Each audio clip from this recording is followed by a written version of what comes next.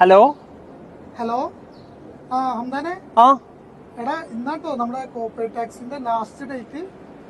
Okay okay നീ എന്തായാലും പോണം, നീ പോയിക്കോളാന്ന് പറഞ്ഞുകൊണ്ടാണ് ഞാൻ പോകാതിരുന്നത്.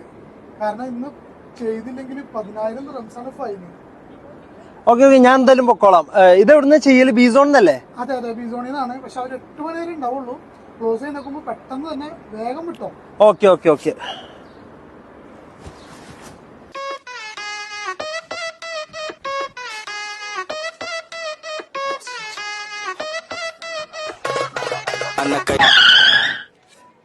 ബ്രോ,